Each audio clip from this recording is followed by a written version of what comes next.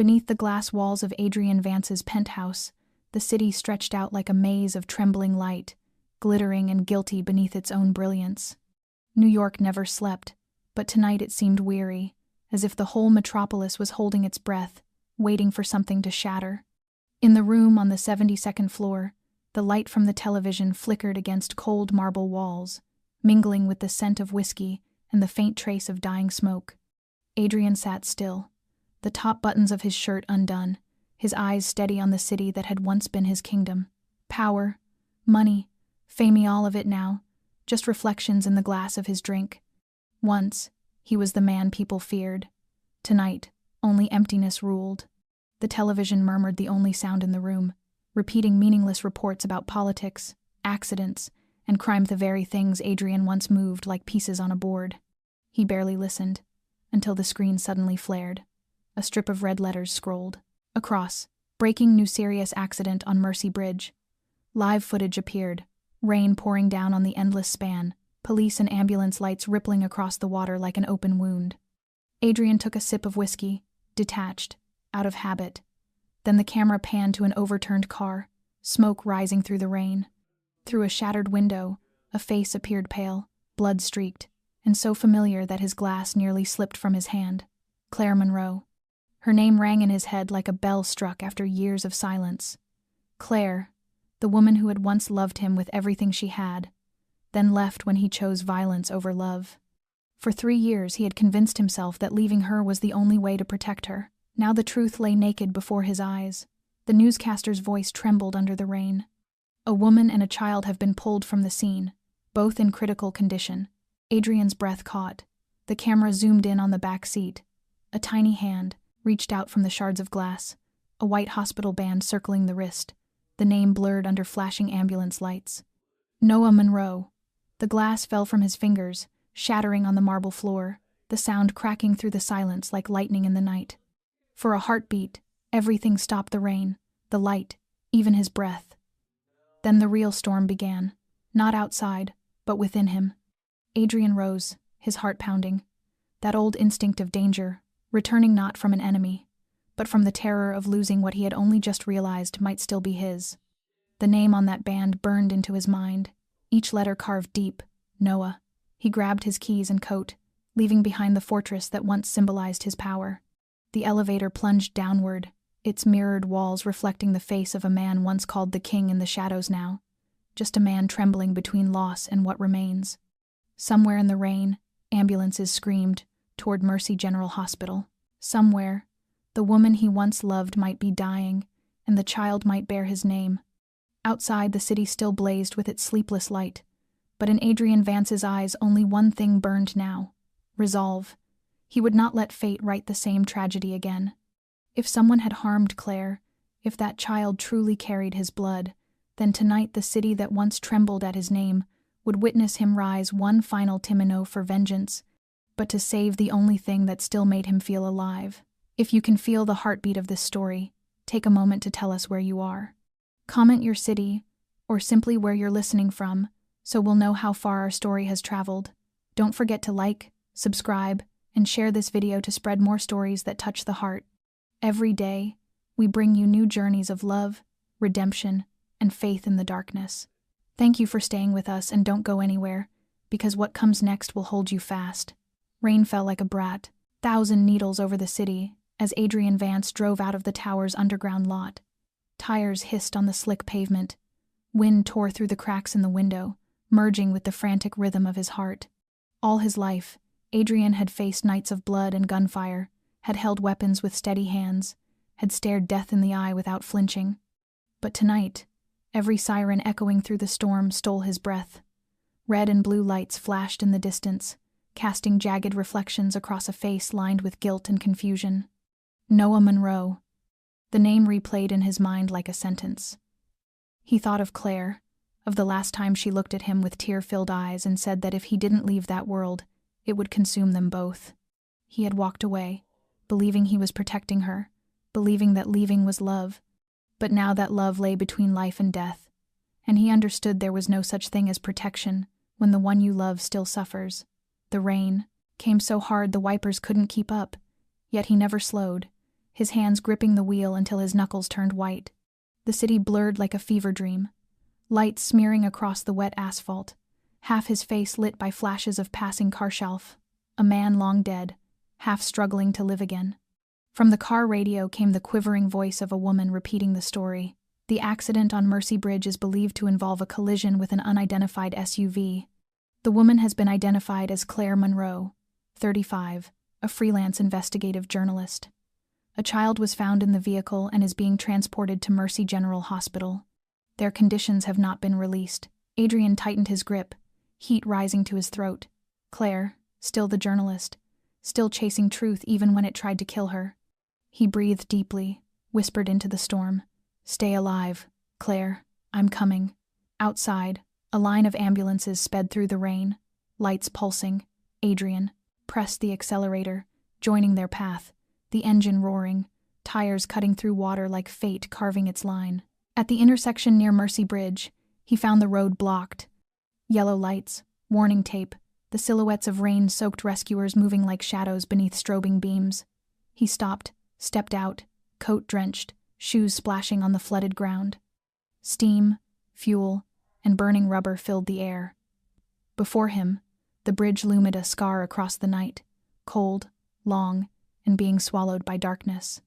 A rescue worker approached, signaling him back, but when the flashlight caught Adrian's face, the man hesitated, seeing something in those eyes, not anger, but despair.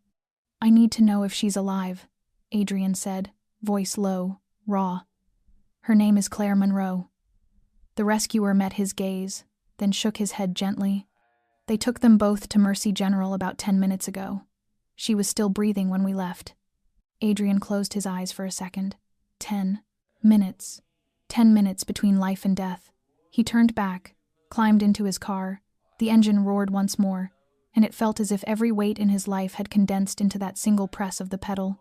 The tires screamed as he sped off, rain hammering the windshield, the sound of the storm merging with the thunder of his pulse. City lights blurred into shards of glass. Images flashed before him, Claire laughing in sunlight, Claire crying in rain, a tiny hand gripping his finger in a dream, a child bearing his name. He had never imagined himself a father, never dared to in a world where violence was currency. But now he knew if Noah was his son, then every year of power meant nothing. He had spent a lifetime commanding death, profiting from it, surviving it. But tonight, for the first time, he feared it. When the white building of Mercy Hospital appeared through the rain, glowing cold against the night, Adrian felt his heart ready to burst. He braked hard in front of the emergency doors, left the car running, and ran inside. Water dripped from his coat onto the pale floor, each drop a trace of the storm that had just entered. He was no longer Adrian Vance, the man who made the city tremble. He was only a man running to reclaim the breath of his own life, and beyond those cold hospital doors, he knew the answer was waiting. Inside Mercy General Hospital, the smell of antiseptic and the steady beeping of monitors rose and fell like the heartbeat of the entire building. Cold white light poured down the long corridors, making everything too clean, too empty, too real. Adrian Vance stepped in, rain on his coat and water in his hair, and his eyes reddened as if he had just walked out of hell. He moved past the intake desk without a question and said only one thing, and eyes reddened as if he had just walked out of hell. He moved past the intake desk without a question and said only one thing that made the nurse behind the counter hesitate for a beat. "The accident on Mercy Bridge, where are they?" His voice was not loud, but it was cold enough to send her fingers to the keyboard and her hand to point toward the far end of the hallway. "Emergency room number 12, but you cannot."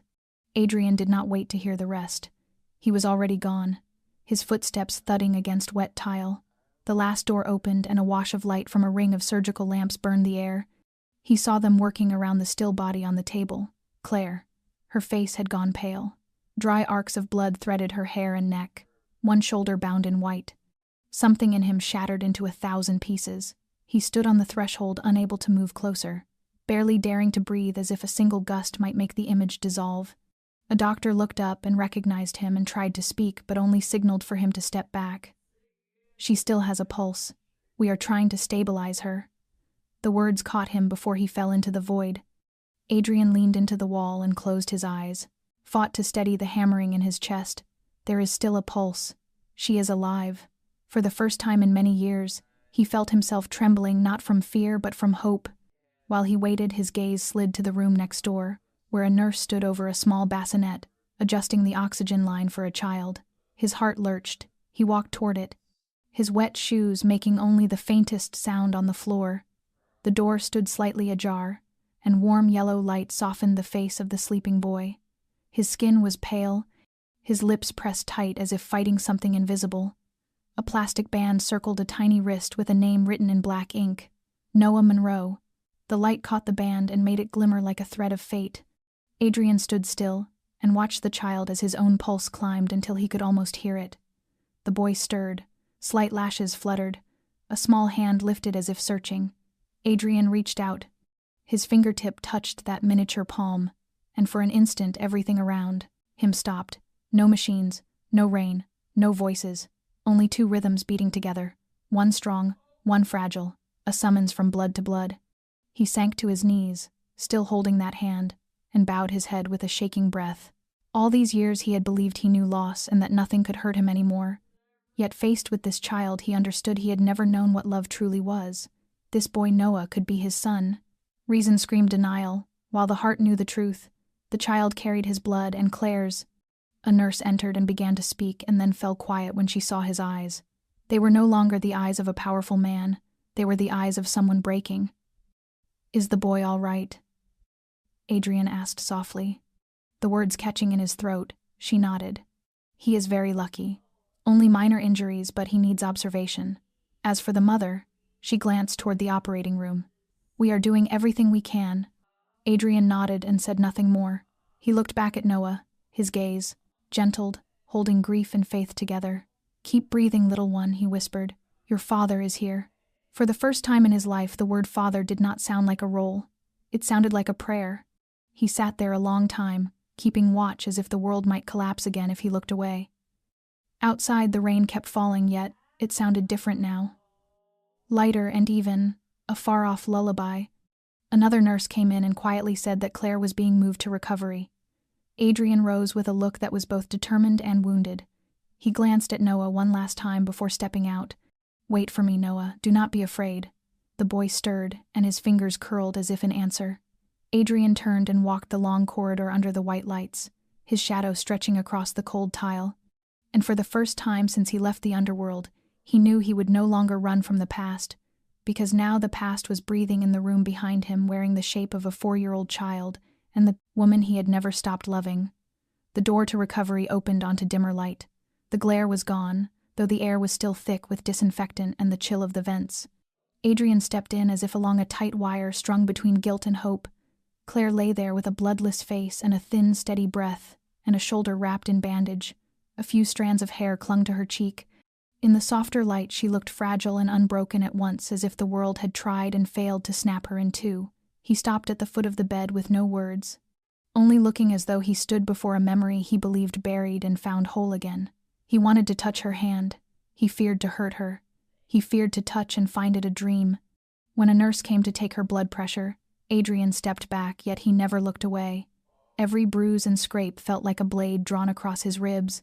Time slipped without measure while the monitor kept its faithful metronome. After a while, the door opened, and another nurse entered, carrying a chart and a plastic band. She saw Adrian and hesitated, and then came closer. "Are you family for the patient Claire Monroe?" He nodded slowly, and his voice came rough. "I am an old friend. The child Noah, how is he?" The nurse gave a small, tired smile. "He is improving.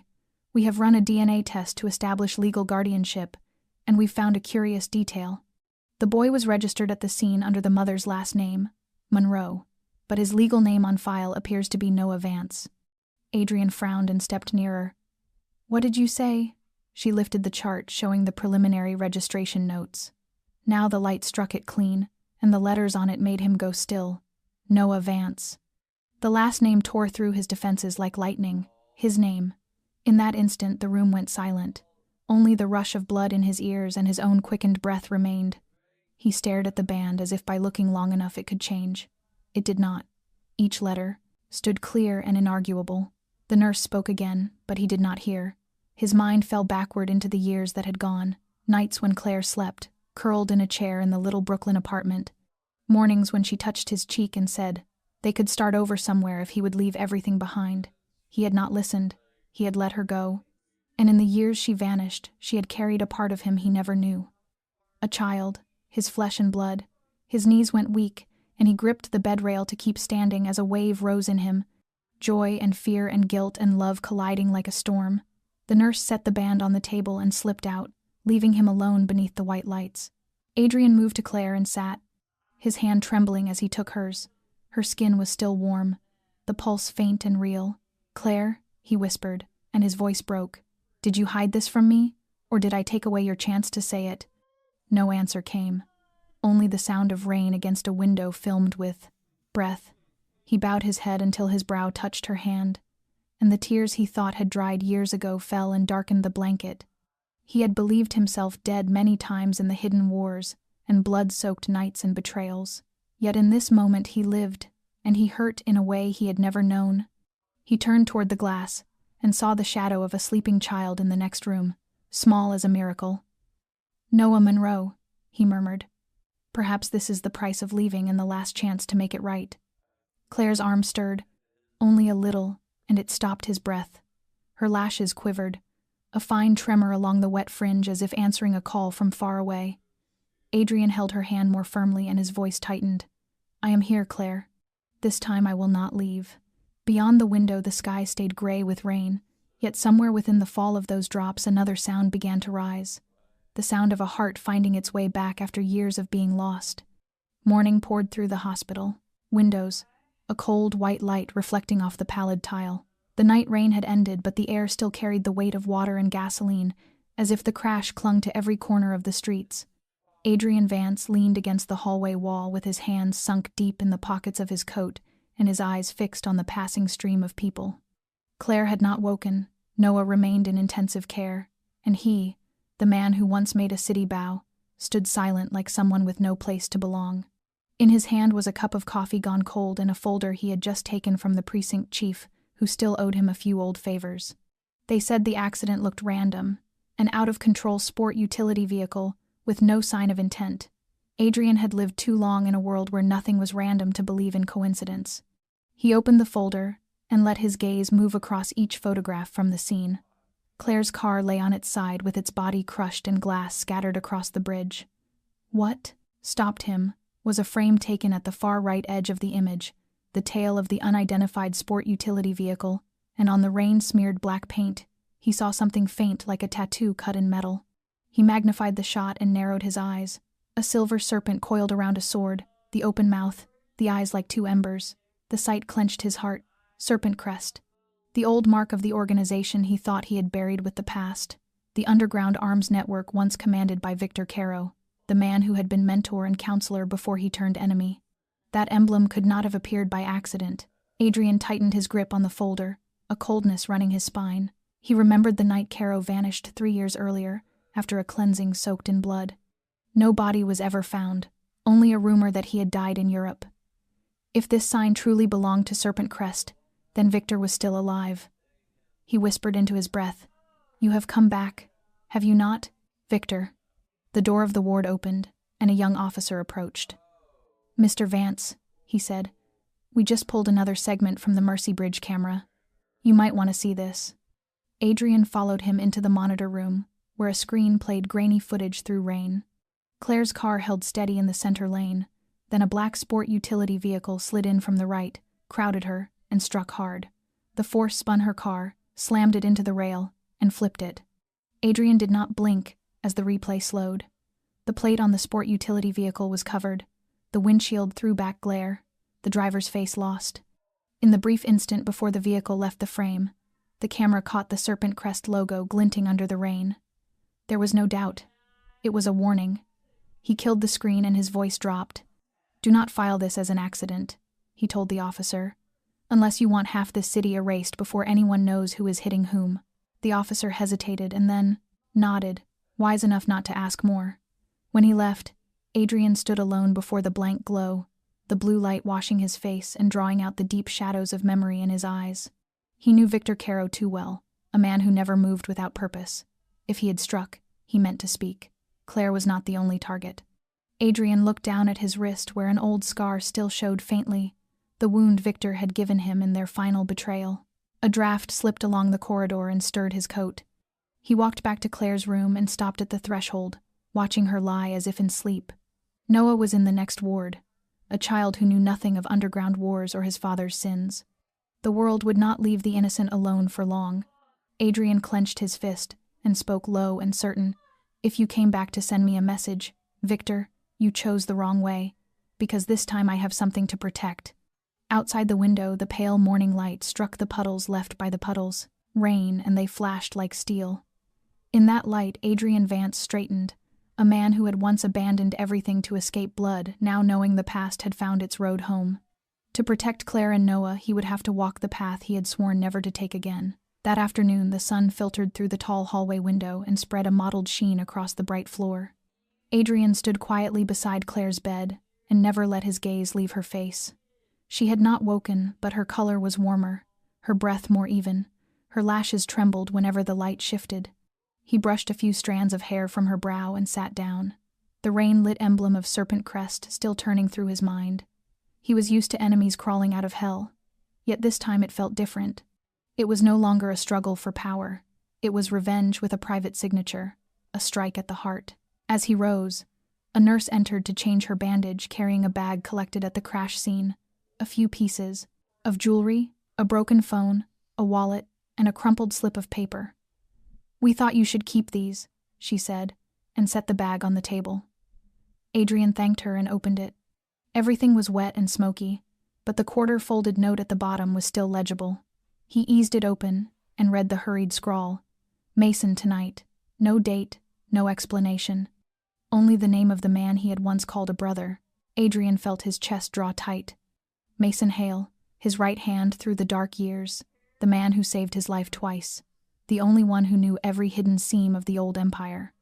After Adrian withdrew, Mason had overseen what was left of the legitimate network, the shell companies and clean investments.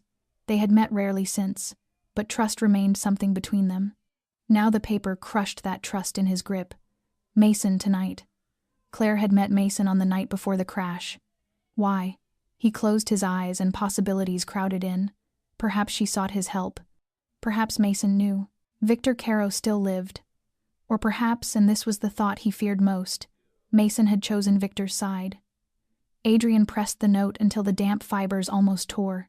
Heat spread through his chest. If Mason had betrayed him, then the man who once held a gun at his back had turned the muzzle around. He left the room and walked the corridor, his steps heavy. A thin rain began outside. He stood beneath the eave and watched the water run across the pavement, ambulance lights cutting the drizzle like knives. The old feel of a battlefield returned, suspicion and tautness, and that cold intuition he had lived with for years. The phone in his pocket vibrated.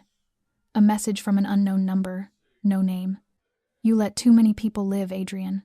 Now they have come back."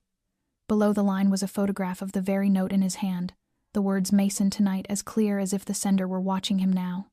Adrian tightened his grip on the phone and scanned the hallway, but it was empty. Only rain, and distant flashing light. Someone was playing Victor's game, or Victor himself was pulling the strings again. He moved quickly toward the elevator and forced feeling to the side. If Mason was involved, he needed the truth before more blood ran. When the doors opened, he studied his own reflection in the glass. The man looking back was not the one who had left the life of crime behind. He was the one being pulled back. He touched the old scar on his neck, the mark of that night of betrayal with Victor. The dull ache beneath the skin reminded him the past had never died. At the lobby, he took out his phone and found Mason's number. The call rang once and cut. A text arrived at once. "If you want to talk, meet me tonight. Pier 47. No address, no explanation, only a command." Adrian stared at it. Pier 47. The old dock where they had run their first jobs. The place where Mason once swore that even if the world collapsed, he would never betray. Now the same place and the same rain-washed night, but the meaning had changed. Adrian flicked a cigarette into the rain, and the water extinguished it in an instant. He looked back at the hospital that held Claire and Noah, and then turned away and stepped into the night. Neon laid itself across the puddles, and the wind wrapped the damp and the ghost of gasoline around him. In Adrian Vance's eyes, the city put on its old face again, the face of deceit and betrayal and blood, and this time, he would not let anyone else choose the road for him. Night settled over Mercy General Hospital slowly and heavily like a gray blanket pulled across the city. Rain began again, and the drops hammered the window frames while the neon from the hospital sign stretched into a blurred ribbon of light. Adrian Vance sat in the waiting room with a cold cup of coffee in his hand, and his gaze fixed on the door where Claire was being monitored. He had not gone to meet Mason. The appointment at Pier 47 still stood, yet something inside him told him to wait. Perhaps it was instinct or the fear that if he stepped away from this place everything would be gone when he returned. He pulled out his phone and stared at the dark screen, with no calls and no new messages, and just as he set it down, the screen lit. A message from an unknown number with no name and no image appeared. The words formed slowly. "She is not safe there." Beneath it was a blurred photograph of a hospital corridor, and in the distance the recovery room where Claire lay. Adrian jerked upright and his heart slammed. He ran into the hallway and scanned the length of it, and saw only a few nurses moving quickly, and no one suspicious. He opened the message again, with a faint tremor in his fingers, and a second text arrived at once. "You thought you could hide them forever." The sentence was short and cold as ice. He called security and ordered a sweep of every camera on the 3rd floor. In the control booth, the guard pulled up the feeds and Adrian leaned in to study each frame. Everything seemed ordinary, until he spotted a figure in a black coat near the elevator about 20 minutes earlier. The person moved slowly with head down and no face visible, yet every motion felt deliberate. The figure paused for a few seconds at Claire's door and vanished from view. Adrian felt his blood go cold and said, "Pull footage from every camera on that corridor right now." The firmness in his voice made the guards still for a breath. While they worked, his phone buzzed again with another message. This time only 3 words. "Too late, Adrian." He stared at the line and sprinted down the hall to the recovery room. The door stood open. The bed was empty, the white blanket thrown aside. The IV line lay on the floor, still dripping. He froze and then shouted for nurses and doctors, and people flooded in, and lights flashed and alarms rose. A nurse gasped that she had left for no more than 5 minutes to fetch medication, and returned to find the patient gone, and no one had seen anyone enter or leave. Adrian stood in the empty room with his breath ragged and his eyes burning with rage and dread. A part of his reason clicked off and only the survival of a cornered animal remained. He turned to the guard and said, "Lock down every exit, especially the ambulance bay at the back, and if anyone passed through in the last 10 minutes, I want their names." The guard nodded and bent over the radio while Adrian went to Noah's room. The boy still slept with a peace that terrified him. He sat beside the child's bed with his mind a snarl of threads. Someone had planned this. They knew where he was and which floor held Claire and how to pull internal camera images. It could not be an outsider. A face from his past flashed in his mind. Victor Caro. But if it was Victor, why take Claire from a hospital? Victor loved to leave a mark, a public threat. And if that was the game, why not touch the child? Another possibility gathered itself and was far worse. Victor might not be the only one who had returned. Mason could be involved, or worse, Mason might be working for him. Mason tonight. The note echoed inside him like a warning rather than an appointment. He pulled out his phone and checked the old messages. The meeting at Pier 47 was still there, but now a new line had appeared below as if someone had edited it. "Come alone, or she dies." A cold sweat slipped down his spine. Someone had control of his phone. He looked at the clock, and the hour hand hovered near 11. He had less than 1 hour to reach the pier, if he wanted to save Claire. He rose and bent to kiss Noah's forehead and whispered, "I will bring your mother home," and then he put on his coat and stepped out. Rain began to fall harder. The streetlights threw his shadow long across the tile, and the distant wail of an ambulance floated in. In that instant, he knew the night would decide everything. One meeting, one missing woman, and one man waiting for him in the dark on the thin border between love and blood. His footsteps rang along the long, empty corridor and tangled with the rain outside in a low music of chaos. The ceiling lights flickered, and the white glare breathed against the walls. He cut through turns and flung doors wide, and every room lay still. No sound and no one. The smell of disinfectant and the sharp ghost of burnt wiring threaded the air and warned of something wrong. In the security bay, the attendant wrestled with a row of dead screens and said the entire 3rd floor went offline about 10 minutes ago, and someone got into the internal network. Adrian said nothing, and scanned the console and saw in the logs that the feed had been cut manually from a terminal in the basement maintenance area, where few people ever went. He ran at once and took the stairs rather than wait for the elevator. Every step struck a dry metallic note, and his breath sounded like he was chasing his own past. The basement lay cold and dim with a smear of fluorescent light on wet concrete and the low hum of generators mixing with rain, echoing down the drainpipes until the air felt strangled. He drew the small pistol from his coat and tightened his grip.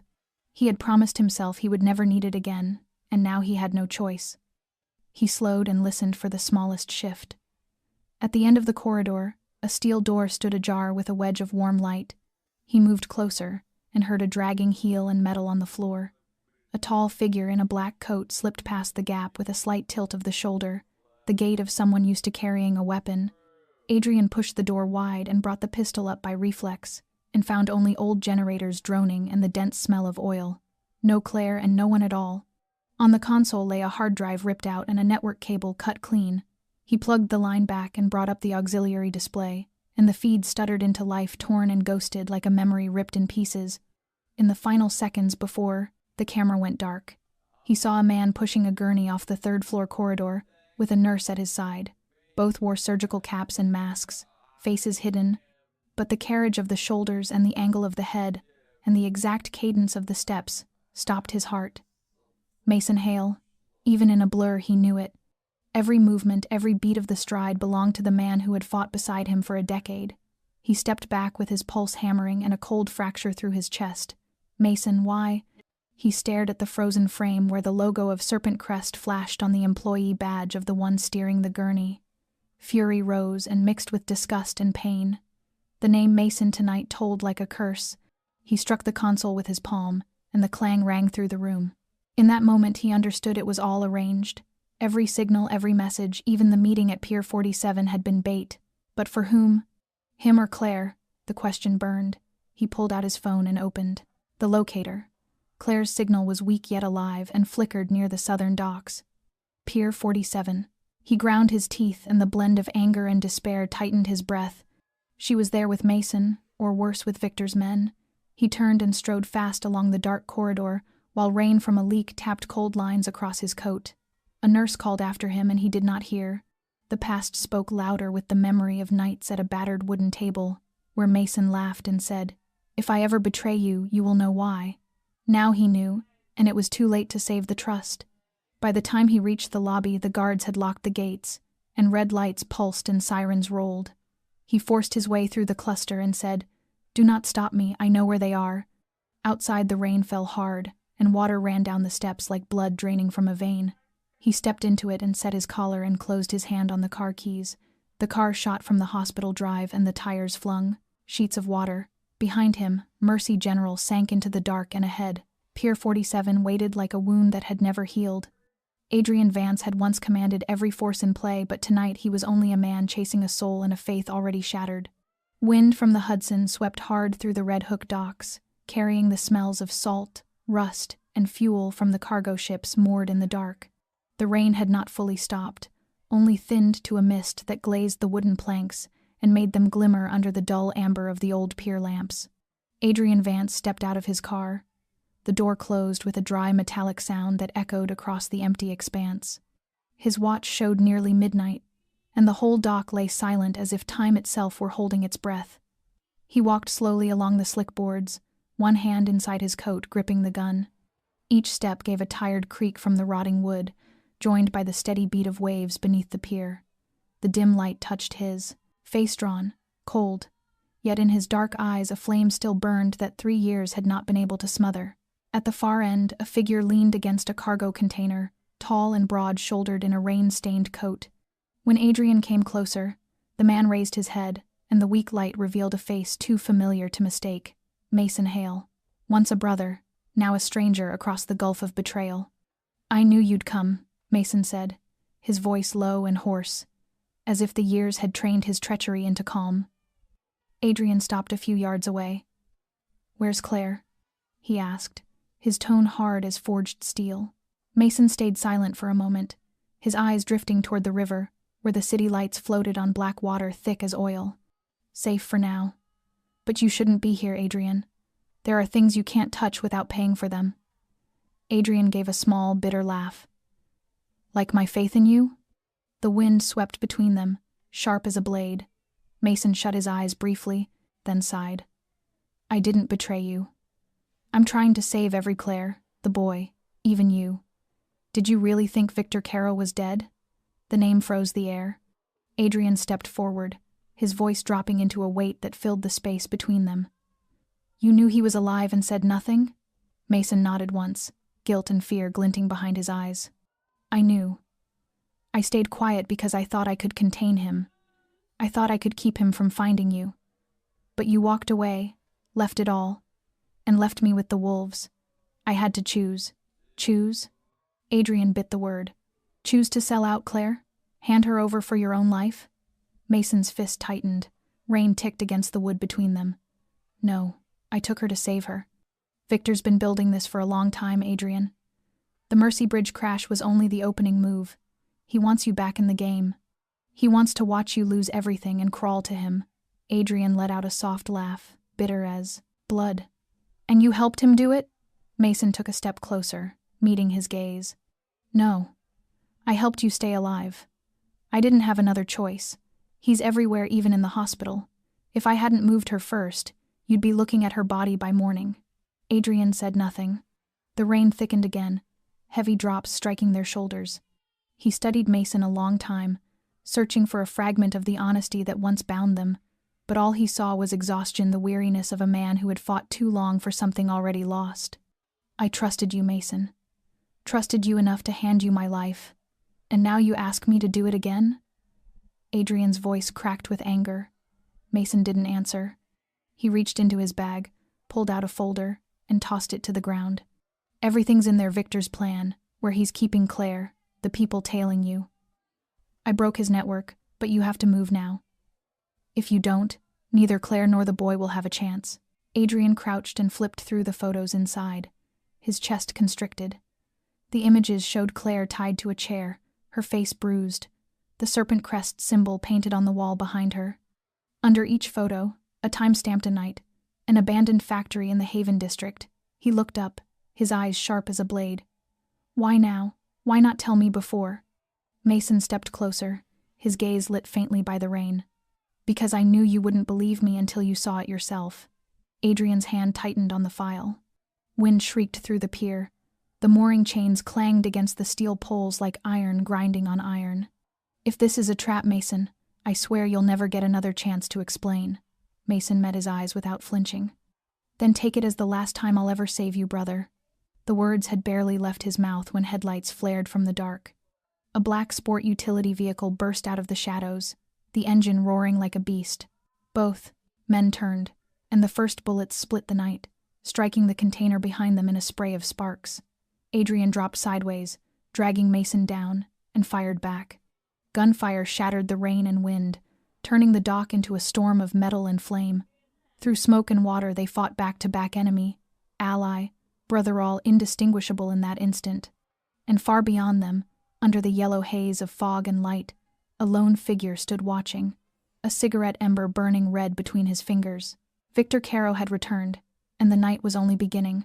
Gunfire still cracked along the Red Hook Pier, each bullet leaving a dry echo that vanished into the rain-soaked night. Adrian Vance pressed his back against a rusted container, his breath rough, rain running down his face and mixing with sweat and the thin line of blood from the graze on his shoulder. Across from him, Mason Hale crouched low, sliding a new magazine into his weapon, the pistol trembling slightly in his hands, from cold and from something heavier than fear. The yellow beam from the SUV's headlights poured over the slick boards and the river beyond, exposing dark shapes moving closer. Adrian glanced at Mason and growled through the chaos. You still want to tell me this isn't a trap? Mason didn't answer. He fired 2 quick rounds and shouted back, They're not here for me, Adrian. They're here for you. The words struck like a blow. The rain thickened, metal clanged everywhere. For a heartbeat, Adrian saw him, the tall figure just beyond the reach of light. Long coat, cigarette ember burning in the mist. His face appeared only for an instant, as the headlights swept across it. But it was enough to make Adrian's heart seize. There could be no mistake. Victor Caro. Rage and disbelief surged together. 3 years ago, he had watched the man die in fire and ruin, his body dragged from a concrete inferno half-charred and unrecognizable. He had believed it. Yet now Victor stood, alive, untouched, as if he had never left the dark. Victor took one step forward, his voice deep and even, merging with the rain like a verdict. "I told you, Adrian. We never die, we just change shape." Adrian rose, gun aimed. But Victor vanished behind a stack of crates, his dry laughter scraping through the wind. Mason caught his arm, urgent. "We have to go, there's no time." Adrian shook him off, his eyes fixed on the blackness ahead. "Tell me the truth, Mason. You knew all of this, didn't you?" Mason hesitated a beat, then lowered his gun, his voice heavy and raw as though every word cut him. "I knew he was alive. I knew he was rebuilding Serpent Crest. I thought I could keep him leashed, trade my life for yours, for Claire's, for the boys. But I was wrong. He doesn't want power. He wants to watch you fall, Adrian. He wants you to kill what you love." Adrian stared at him, his gaze like stone. "And you helped him get closer?" Mason flinched, then nodded, shame flashing through his eyes. "I won't defend myself. I deserve whatever's coming. But before you pull that trigger, listen." From inside his coat, he drew a small data drive and placed it in Adrian's hand. "Everything's here. He's not dead, Adrian. I can prove it." Adrian looked down at the tiny object trembling in his palm. "How do I know this isn't another lie?" Mason met his eyes, voice breaking. "Because I went back into that hell to get it. I saw him. I looked into his eyes." The wind lashed them, soaking through their clothes. Mason's voice wavered against the downpour. "He lived because of your own Manon of your old bodyguards dragged him out of the fire. I don't know how he survived, but I know he's been planning every step since that night. He knows Claire is alive. He knows about the boy. He's using them to bring you back into his game. He wants you to become the monster you tried to kill inside yourself." Adrian's hand clenched. His breath came hard, his face twisted with pain and fury. The years he had spent rebuilding his life, convincing himself the past was buried, collapsed in an instant. "Where is he?" His voice came out hoarse. Mason pointed toward the riverbank. "Haven Textile Factory. He's keeping Claire there. He wants you to come." Adrian's eyes burned with a resolve that frightened even him. "And you? What are you going to do?" Mason's reply was barely above a whisper. "I'm coming with you. I owe you. I owe her.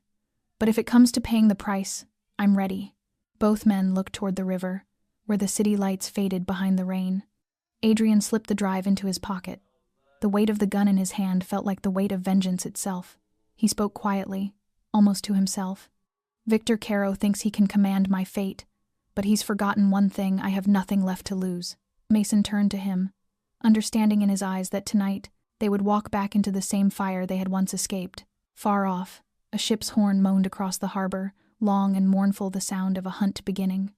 The night stretched on like a dying prayer as Adrian and Mason left the docks behind, driving toward the industrial wasteland, where rusted roofs and twisted steel frames stood like witnesses to old sins. They stopped in the shadows beside an aging truck, its dim headlights glowing weakly through the mist, and inside the cab they prepared for the journey they had once sworn never to make again. The air was knife-cold, thick with machine oil and the salt of the river, a reminder that this was their world, the world that had devoured everything they loved and now lured them back to reclaim what it had stolen. Mason opened his duffel, laid out pistols, spare magazines, and a radio on his knee. His hands trembled slightly, but his eyes burned with the same resolve. Adrian remembered the kind of resolve belonging to a man ready to die. For a brother. They checked every detail with mechanical calm: safeties, backup rounds, rope, gloves, everything placed in cruel, perfect order, because tonight there was no room for mistakes. Adrian sat still, staring at the small drive Mason had given him, thinking of the photographs of Claire bound to a chair, the Serpent Crest emblem scorched on the wall, the dark crusted blood in her hair, and that thought coiled around his throat like a rope. This was no longer about power or territory. It was about protecting the family he had never known he had. Mason leaned close, whispering what he knew: the main entrance to the factory. The shift change at 2 a.m. meant to lure intruders. The side access through an old storage bay, where Victor's network had once thrived. They spread out the fragments they'd gathered: photos, timelines, addresses, piecing them into a plan so precise it made Adrian's chest tighten. Split up or push straight in, distract or attack head-on. Every option carried the weight of sacrifice. Mason suggested 2 routes, one to jam security, one to reach Claire. Adrian looked into his friend's tired face, seeing not strategy but the last fragile thread of trust between them. He thought of Noah, of the plastic bracelet with the name Vance still lying on the hospital table, and realized that every step tonight could decide the life of an innocent child. They discussed disguises, fake ID badges, how to blind the cameras, how to slip through the old maintenance tunnels under the mill if everything collapsed. Mason described the last time he saw Victor the man's eyes no longer drunk on power but filled with a cold, patient madness that refused to die. Adrian's hand tightened on the steering wheel. The cold scrape of metal at his wrist reminded him that every scar had a name, a story, and now the story was reaching its end. They packed rations, escape routes, contingency maps. Adrian unfolded an old paper blueprint, tracing a finger over the faded letters spelling Haven, murmuring the names of streets that might lead them there, because in his world maps and time were the only barriers between safety and ruin. Mason placed a hand on his shoulder, a gesture half brotherly, half farewell. He said he wouldn't let Adrian go in alone, a nod out of duty, but because of something deeper, a promise to the people they had once sworn to protect. When they sealed the truck, the neon glow outside reflected on the metal like a fresh wound. Adrian drew a long breath, feeling every heartbeat as a declaration of war, and before starting the engine he bowed his head and whispered a silent prayer. This time he was going back into hell, but he would carry more than blood and steel. He would carry the promise to come home to the family still waiting for him.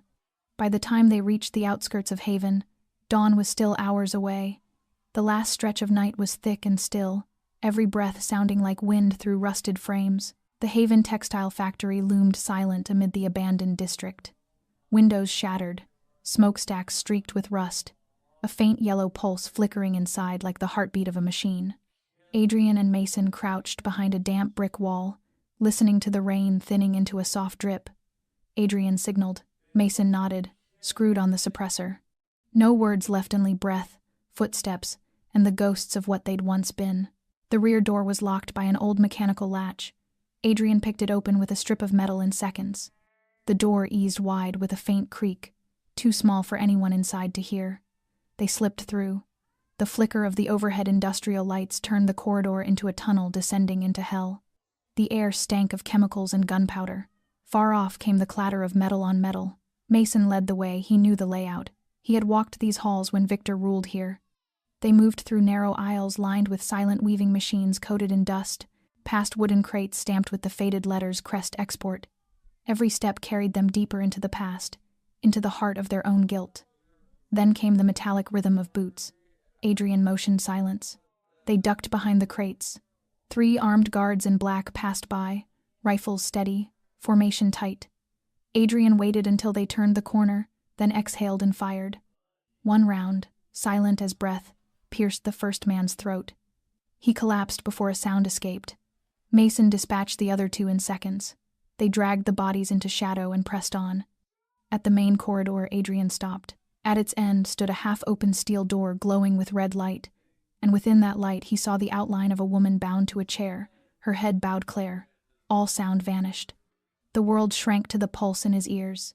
He moved forward, slow, careful, every step loud in his chest. Then a voice rolled from the darkness behind Hurlo, even, and familiar as the nightmares he could never outrun. "You made it, Adrian. Right on time, like a good soldier." Victor Caro stepped from the shadows behind Claire, his long gray coat hanging heavy, eyes sharp and metallic. He carried the calm of a man who once commanded death itself. New scars lined his face, traces of fire and betrayal. "I've waited a long time for this," he said, a faint smile curling his lips. "To see you become yourself again. Not the penitent businessman, not the grieving father, but Adrian Vance, the man who made the world tremble." Adrian raised his weapon, voice steady and dark. "Let her go, Victor. This ends tonight." Victor chuckled, moving closer. "Ends?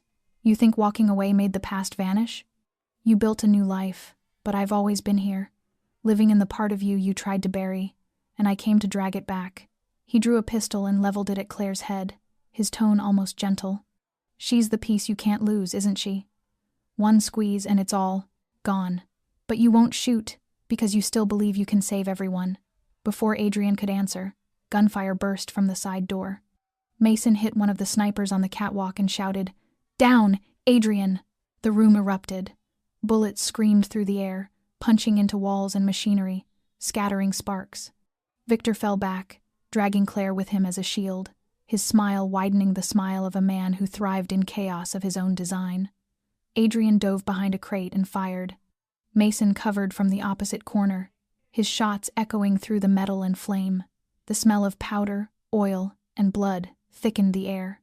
A grenade exploded. The floor shuddered. Lights snapped out, and the room plunged into the trembling red of shorting wires. Through the haze, Adrian saw Victor hauling Claire toward the exit. He shouted and charged, firing as he ran. One bullet sliced Victor's shoulder. The man staggered but kept moving. Mason surged forward, dropped the last two. Guards, but a burst caught him in the chest. He fell hard. Adrian slid to his side. Blood soaked Mason's coat. "Go," Mason gasped, gripping Adrian's wrist. "Save her. Finish this." Adrian nodded, his eyes no longer afraidingly burning. He rose and plunged through the smoke, heart pounding louder than the gunfire. At the far end, Victor dragged Claire into the open yard where the first light of dawn split the rain. Two men, two pasts, two fates faced each other beneath the storm. Victor turned, gun raised, eyes alight. "This is who you are, Adrian. Welcome back to hell." Adrian squeezed the trigger, and the world shattered in a burst of white fire. The last shots died into air thick with the stink of smoke and burned iron. A white flash flared and went out, leaving a red darkness from the fire spreading along the leaking oil lines of the mill. Adrian Vance dropped to his knees with a ragged breath. Smoke flooded his lungs until he coughed hard and his eyes burned. Yet, through the haze, he still saw Claire against the wall. Her hands bound, her eyes wide on him, afraid and fiercely awake. He crawled toward her, his knees scraping through heat and grit. But when only a few yards remained, a figure lurched out of the smoke. Victor Caro was still alive, blood from his shoulder soaking his coat, and a smile unbroken on his mouth. "You thought I would die so easily," he rasped, the pistol shaking in his hand but still leveled at Adrian's chest. His face in the firelight half man, half demon, the mentor he had been, and the beast of the past. Adrian had no gun, no time, only the crackle of flames around him. Victor came closer and pressed the muzzle to Adrian's brow. "I told you I would make you lose everything, and now you are about to see it." As the sear clicked, another shot split the air and struck Victor in the side. He staggered, eyes blown wide at the gush of dark blood. Behind him, Mason Hale, who had fallen earlier, had forced himself up, his hand shaking and his eyes alight. "Not today, you bastard," he said, and fired again, throwing Victor back against the wall. The pistol skittering across steel with a ringing note that cut through the wind of the flames like an ending chord. Mason sagged, both hands to his chest, blood racing through the fabric, yet he smiled faintly to see Adrian still breathing. Adrian reached him and gripped his shoulder, his voice breaking. "You should not have come back," Mason panted, the corner of his mouth lifting. "I told you I would not leave you alone. If this is hell, at least I will walk it with you one more time." The fire surged nearer. The roof burst apart. Sheets of hot metal fell like rain. Adrian hauled Mason up and cut Claire's bindings. She fell against him, shaking, and before words could form, a deep concussion rolled through the building. The oil lines had fully ignited, and fire climbed the iron wall and licked along the ceiling until the heat felt like a hand flaying the soul. Adrian pulled Claire forward, and Mason followed with heavy steps, the roar swallowing all other sound. Orange light painting their faces into a dance of flame and moving shadows. At the main corridor, Victor moved once more. A blood-slick hand found the fallen pistol. He lifted it, trembling and still able to aim. The round hissed past Adrian's cheek straight for Claire. In that instant, Mason threw himself into her, and the bullet drove into his chest. The impact hurled them to the floor. The pistol clanged away.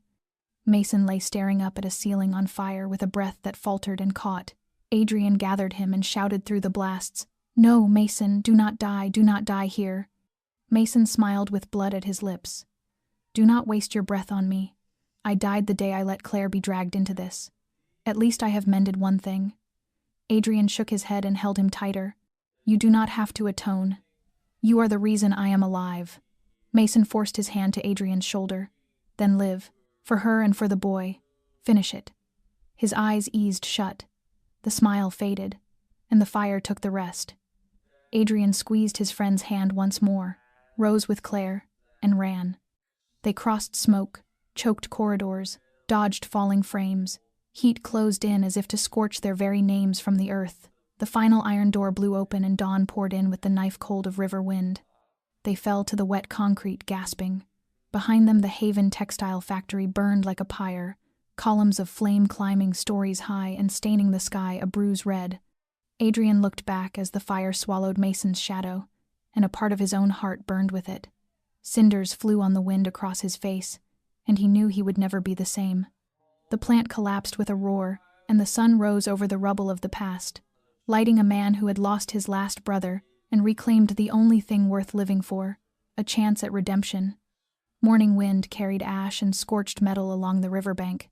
The eastern sky opened in pale light like a wound. Adrian knelt beside Claire, his hand still locked around hers, their breaths mingling in the thick smoke. And under the thunder of the dying mill he heard another sound, faint and clear, metal scraping the cement behind them. He turned and saw a burned figure staggering from the wreckage with a small pistol in hand. Victor Caro still lived. Fire showed every blister and scar on his face until he looked half human and half revenant. He laughed, a torn sound. "Did you truly think a fire could kill me, Adrian?" His voice hitched and still carried challenge. The gun lifted in his trembling hand.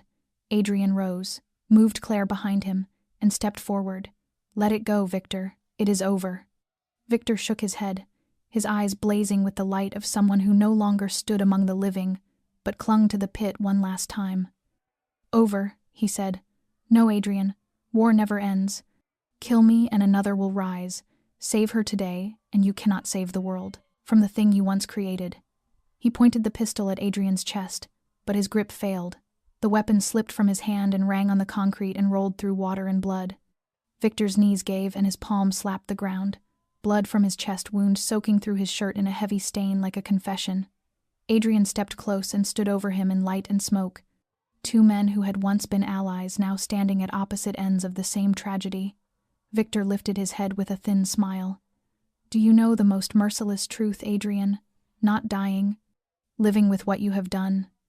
I am only your reflection." Adrian did not answer.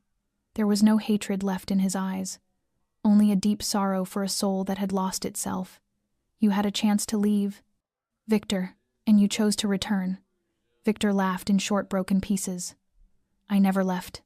I waited inside your mistakes." He took one last breath. Blood rose to his lips, and in the red wash of the blaze he looked at Adrian and spoke almost to a whisper. "The war is not over." The words sounded once and dissolved into the fall of steel and concrete. He fell back with his eyes open to the black roof of smoke, where the first line of daylight cut through. Adrian stood still, wind lifting ash from his hair, his hand closing over the fallen pistol. The words echoed colder than the morning gust. "The war is not over." He understood Victor meant more than a fight between two men. He meant the war within, between the darkness he had carried and the fragile light he tried to keep. Claire called his name with a tremor that pulled him back. He turned and lifted her, and his eyes no longer belonged to a man of vengeance, but to a man who had seen the price of power. They walked slowly, every step heavy with ash and loss. Behind them the mill gave way, and the fire swallowed Victor and Mason, and the life they had led. Wind lifted ash into the new light, and on the ground only two people remained with the last echo of a dead man's voice. Adrian looked to the horizon where the sun laid its first seam of brightness, not enough to erase the night within him, yet enough to remind him he was still alive. And when Claire gripped his hand, he knew the war inside might never end, but for the first time he was ready to fight for what is worth living for. The sun stood high, its first light filtering through the thin smoke still lingering above the ruins of Haven Textile Factory, coating the wreckage in a pale metallic gold. Fire trucks and police cruisers circled the site, rescue workers moving through the smoldering debris. Adrian Vance watched from a short distance, his shirt stiff with blood and dust, his hands still trembling but his eyes no longer lost. Beside him, Claire sat wrapped in a thin blanket, her face pale from the smoke yet her eyes open, following the drifting flecks of ash. She was not fully awake, still dazed, but she was alive. Adrian knelt beside her and took her hand. They sat in silence. For a long while, the only sound, the low hum of helicopters circling overhead. Then a police officer approached, holding an evidence bag retrieved from the rubble. "We found this in the central room. Someone had hidden it in a secure vault in the basement." He handed Adrian a scorched black leather ledger, its edges singed, but the silver words on the cover still legible: Serpent Crest Ledger. The name made Adrian's chest tighten. He opened it. The first pages were burned, but the middle remained intact, listing transactions, shell accounts, hidden investments, names, charities that were never real, front companies that laundered blood into clean money, officials who had taken Victor Caro's bribes. On the last page, in red ink and sharp handwriting, one line weighted like a blade: Vance Holdings, primary conduit. The words drove straight through him. Every dollar, every empire Victor built, all of it had moved under his own name. His hand shook around the book. Memory crashed over him. Projects he had thought were clean, accounts he had never questioned, years spent running from the very kingdom he had created. Victor had not lied. The shadow of Serpent Crest still lived, buried beneath his own signature. Claire stirred and spoke softly, her voice thin but steady. "Adrian, are you all right?" He turned to her, the hardness in his eyes gentled. "I'm fine. You're safe now." She saw the ledger and her gaze flickered, then dimmed with understanding. "It's his, isn't it?" Adrian nodded. "His and mine. The part of me I didn't want to see." She squeezed his hand, her eyes wet but firm. "What matters is you know it now. You can end it." He looked at her, breathing as if for the first time in years. "End it? It won't be that simple. This book names people with power. They won't stay quiet." Claire tilted her head, a faint smile curving her lips. "But you were never the quiet one." Her words lit something, small and fierce inside him. Adrian stood, handed the ledger to the officer, and said clearly, "Give this to the federal prosecutor. No copies. It goes public." The officer hesitated. "Are you sure? It'll bring you down too." Adrian looked out toward the water, where sunlight flickered on the surface. "I've lived in the dark long enough. Let the light do the rest." When the officer left, Adrian turned back to Claire. She studied him for a long moment, then whispered, "You're not the same man anymore." He smiled faintly. "No, but I'm still the one who lost you once. I won't let it happen again." Her eyes closed, her lips trembling as a tear slipped down and caught the morning light. The sirens faded as ambulances pulled away, leaving only the cold river wind sweeping through the blackened steel frames.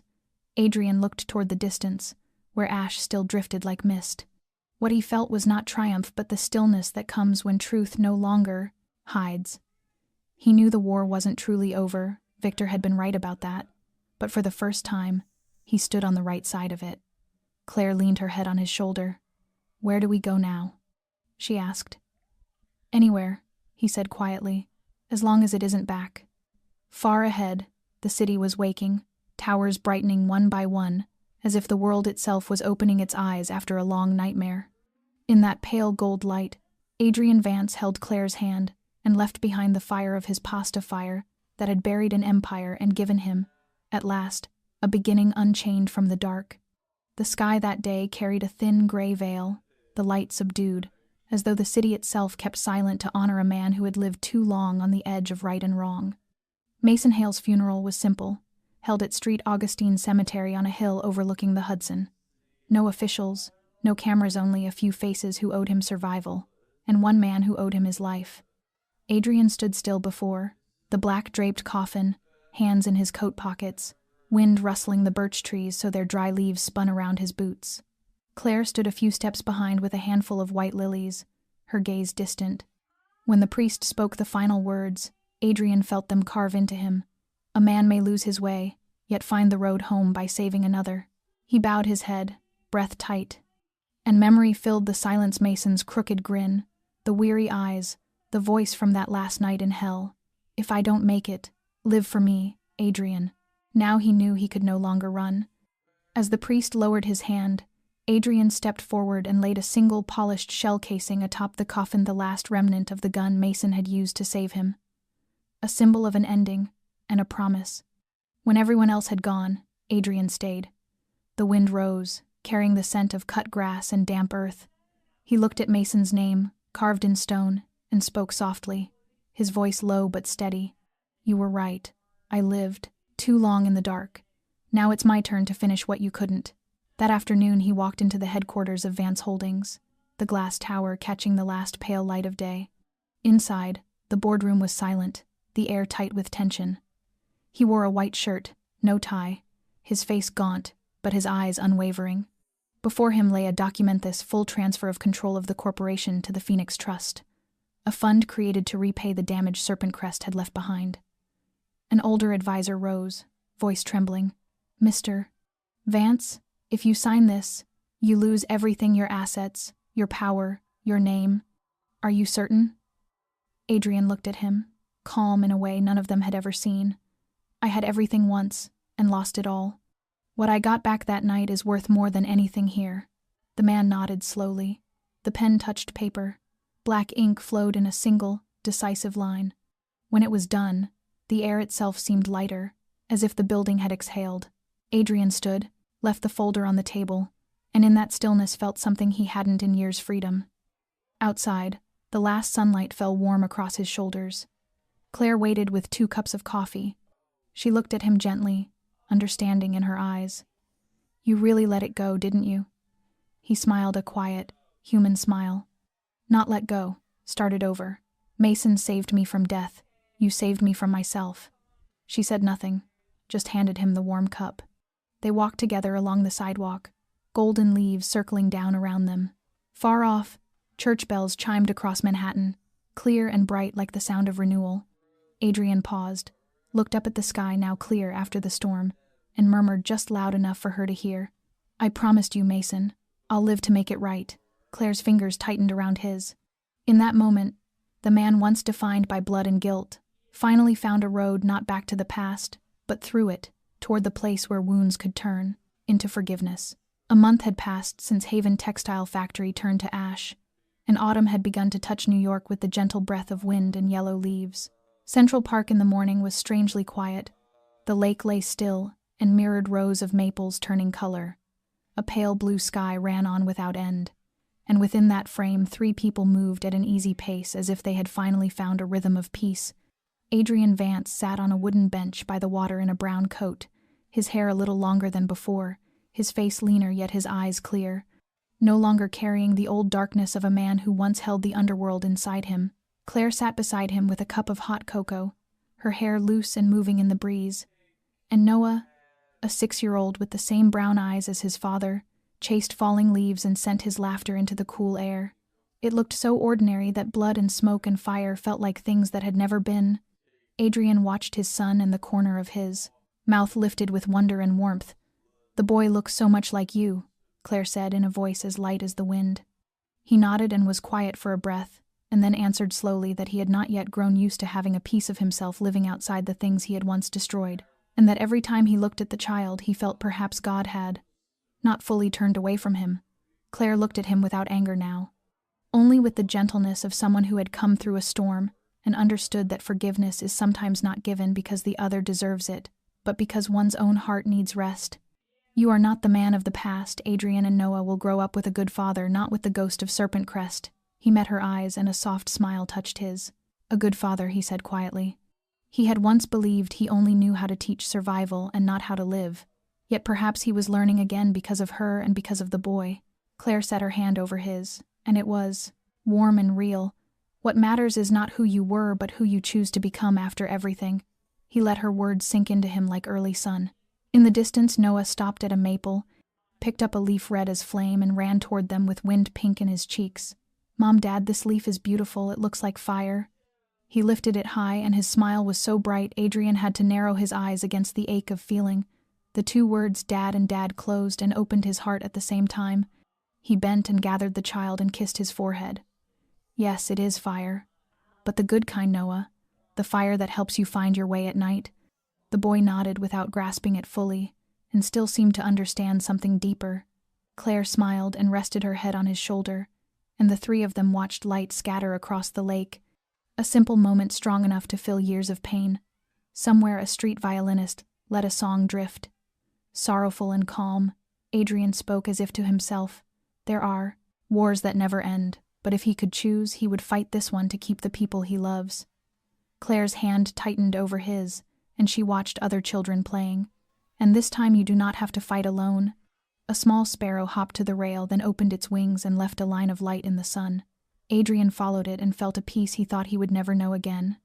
When Noah laid his head on his father's shoulder and slipped to sleep, Adrian bent and whispered, "Sleep now, my son, everything will be different." The wind touched the crowns of the trees, and a few leaves turned in the air and set down on the lake. The world held no blaze and no gunfire now, only the laughter of a child, and the warmth of two hands woven together. For the first time in many years, Adrian Vance did not think about atonement or what had been lost, but only about the present, where he sat between the two people who made him believe that sometimes forgiveness does not come from God, but from the eyes of those we love. Evening drew across Central Park, and the lake kept the last gold of day like a mirror, remembering everything that had been lost and just found again. Adrian stood beside Claire and Noah and watched his son chase pigeons and laugh, in a sound so clear it blurred the scars. He spoke like a seal upon himself. Redemption is not in prayer but in the laughter of your child, because for someone who has walked through darkness, the saving hand is not strength and not confession, but a small moment of love when he knows he is still trusted and still needed to live well. Claire turned to him with a tender look. "You have found what you were always seeking, Adrian." He nodded. Not salvation, but a reason to live. In a city that once knew him as a sign of power and guilt, he was now a father, an ordinary man, relearning how to smile, how to listen to his child's laughter, and how to hold the hand of the one he loves without fear of losing it. The story of Adrian Vance is a reminder that, no matter how heavy the past may be, a person can choose to begin again, not by fleeing guilt, but by facing it and turning it into the power to protect what is right. Every mistake has its price, but the greatest price is paid when we stop believing we can change. And sometimes what makes us better is not the world's pardon but the innocent gaze of a child when he calls us Father. If you have stayed with us to this moment, take a breath and ask yourself, who is your Noah, the one who makes you start over and believe there is still room for love in this world? Share your thoughts in the comments and tell us how this story touched you, and if you have ever stood at the edge of loss, how you chose to cross it. This is our tribute to those who have been lost and hurt and still dared to trust the light. If you were moved, remember to like, subscribe, and share so that more people can hear stories that reach the heart. Every day we bring you journeys of love, kindness, forgiveness, and the long road back to yourself, because sometimes a story at the right time is enough to help someone believe they can begin again. Thank you for walking with us. May you have strength, peace, joy, and a reason to smile each day. We will see you in the next video, where stories are not only told but felt with the whole heart.